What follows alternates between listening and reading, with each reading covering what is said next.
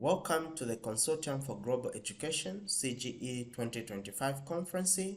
My name is Chipasha Cornelius and I'm presenting on a paper entitled Data Security Compliance in Zambian Universities under the Data Protection Act of 2021, a comparative case study of representative institutions. My co-researchers are Ranjan, Arulanandham and Simon Tembo.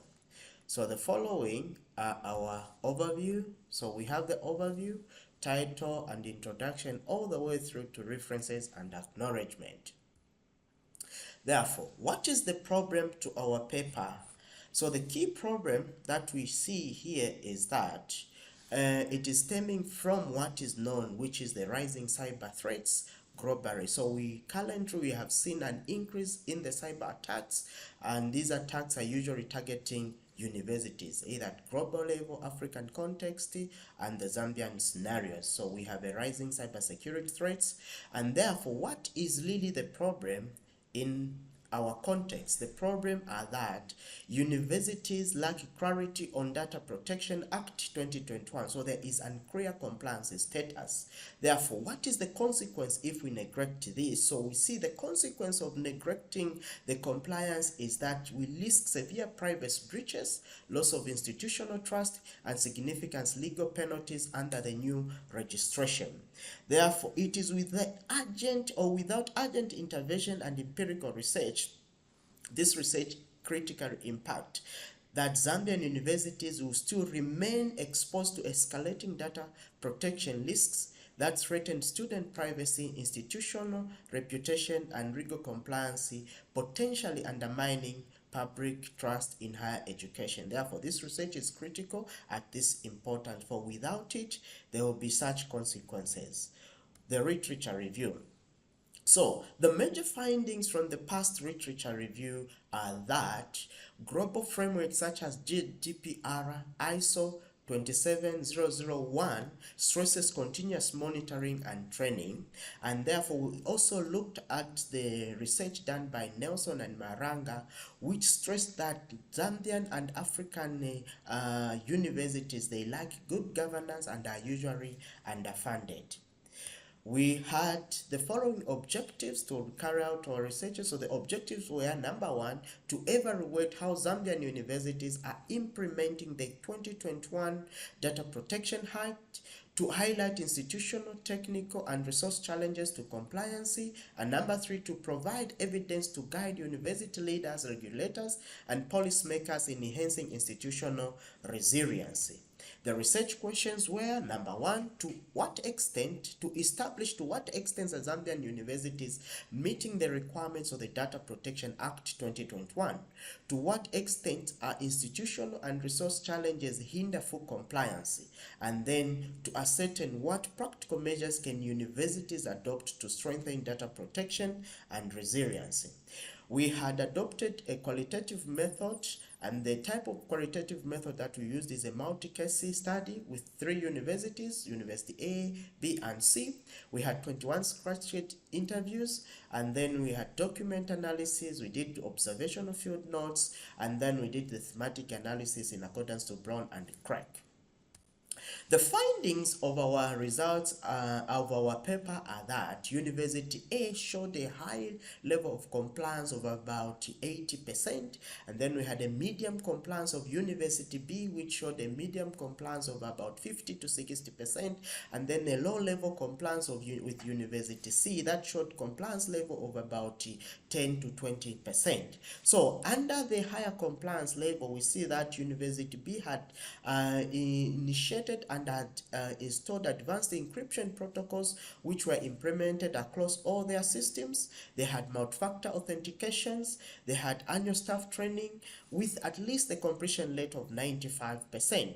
They had formal incident reporting, and they had regular security audit and compliance monitoring. Not only that, they had also comprehensive Data Protection Act policies which were up to date. However, for University A that showed moderate compliance, we see this research discovered that they had outdated IT policies, which was just from 2018, and therefore they require an update of of their policies. They had limited training policies which were reaching about 40% completion rate. They had informal security incident response with no formal system in place. And we discovered that the leadership of these universities, they were aware, but they failed to implement the Data Protection Act. Whereas for University C, that shows low compliance of 10 to 20%. They had a widespread shared password across department to the systems. They had not carried user awareness protocols or programs, and they had no at all whatsoever incident response reporting system. So the key findings are that from the 5 key metric of assessment that we have under the awareness, the policy, the technical, the incident reporting, and the training, we see that University B were fully compliant, and the compliant level were from 80% to 90%, which is a score of 8 to 9 out of 10 scoreboard, whereas University A had a compliance level of 5 to 6, which is out of the scoreboard of 10. And then University C had a compliance rate of 1 to 2, which is a scoreboard out of 10. So the patterns that emerged out of these findings are that we see the awareness gap, where we see the significant disparity in stakeholder understanding across institutions, and under the policy practice disconnect, we see that written policies are not always translative or do not translate to effective implementation. Therefore, they need to be a follow-up on how these policies are implemented. Under the resource constraint, we see that universities have limited funding and personnel, which impact compliance capabilities. Then we see the key insights in this finding. We see that the security maturity gap, there is a significant disparity in security maturity levels across institutions, ranging from proactive to critically vulnerable. So we see under the training and investment, we see that universities with regular training programs such as University B show markedly better security posture and incident prevention. And then under the authentication practices, we see that such universities have implemented a multi-factor authentication. So compliance, we see that there is a variance of compliance across universities, which tells us that law alone is insufficient to ensure compliance. Therefore, we need leadership and resources to ensure compliance. And not only that, we see the implication and limitation of this study. Number one, under the implications are that practical. We need universities to adopt or to have data protection officers so that their policies can be enforced and everything can fall into place. Under policy, we need to see that the Office of the Data Protection Commissioner should issue sector-specific guidelines. And the limitation of our research are that this research was only conducted in 3 universities, and we only use the qualitative research. Therefore, there is need, obviously, also to use the quantitative to ensure that it is all well-rounded. Conclusion.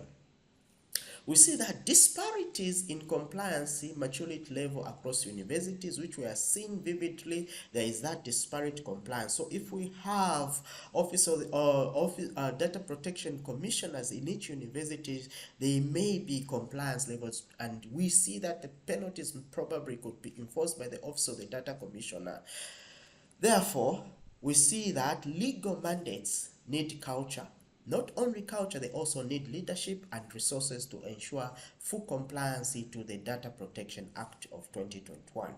What is the key takeaway? The key takeaway are that legal frameworks alone are insufficient for data protection compliance. Success requires committed leadership, adequate resources, and sustainable organizational effort to bridge the gap between regulatory requirements and institutional practices. The following are references from the GDPR and the ISO 2100. Then we acknowledge all the participant institutions and the Office of the Data Protection Commissioner. Thank you so much for your attention. Thank you.